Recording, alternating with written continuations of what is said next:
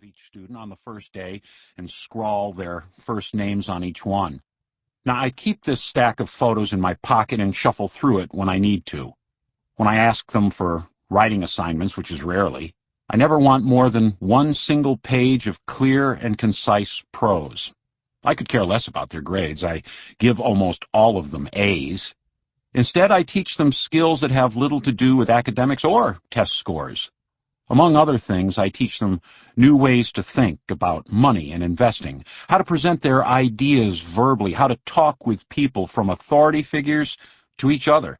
To this end, I run an exercise to teach them one of the hardest things in the world to learn.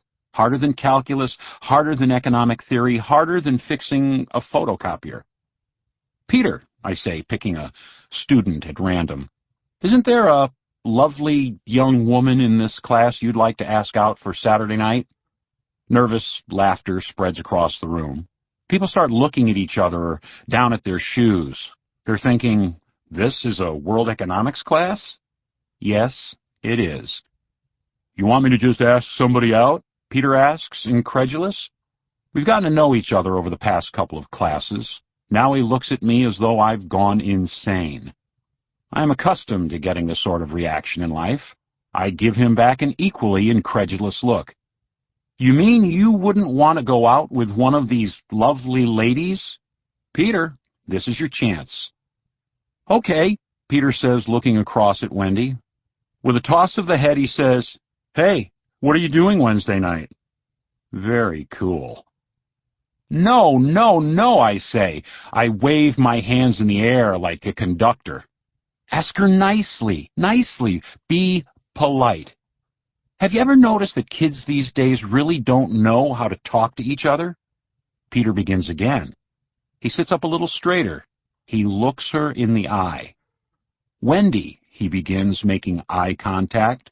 Would you like to go out with me Wednesday night? Now this is a different kid entirely, both polite and courageous. Now Wendy is embarrassed. It turns out she has a boyfriend. I ask her if she knows what she's passing up. She murmurs something and looks down. But Peter isn't off the hook. I get him to ask somebody else. This time Carol, shyly, says yes. I pull out a crumpled wad of bills from my pocket and give Peter some money, because most college kids are always pretty poor. Where are you going to go? I ask him. He hasn't thought this far ahead. Maybe Palazzo, he ventures. Oh, that's a great place, I tell him. I get this pair to settle on the hour they will meet on Wednesday. By this time, there's a lot of laughter. Believe me, no one is bored. 7 p.m., I confirm. Great. Maybe I'll come, I say. I'll see you there.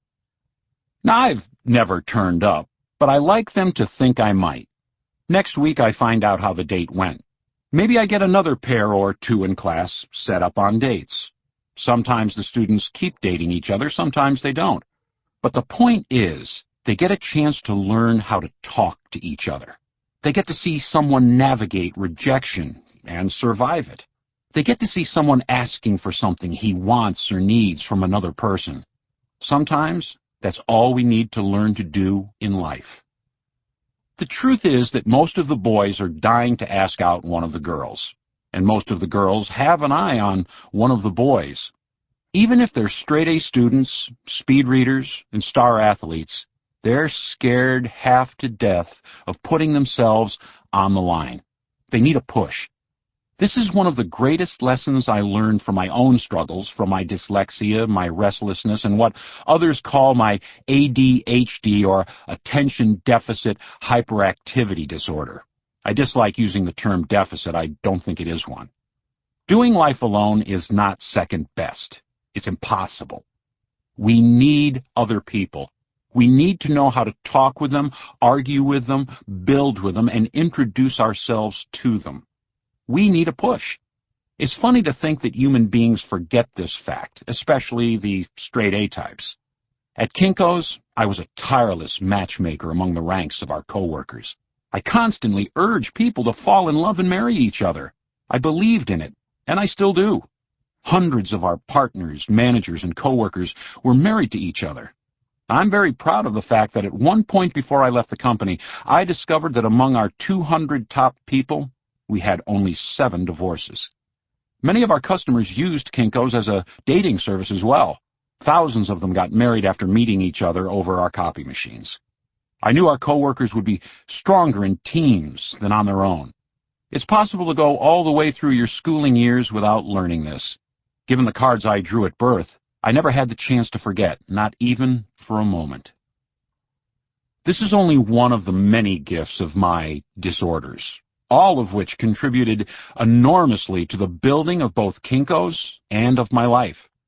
They propelled me to think differently. They forced me to rely on other people. I was prevented from taking inspiration from books. I had to learn from the world itself directly. I had to rely on my own eyes, a skill not enough people make use of these days. My disabilities enabled me to focus on the big picture at Kinko's, something I call being on your business instead of in it.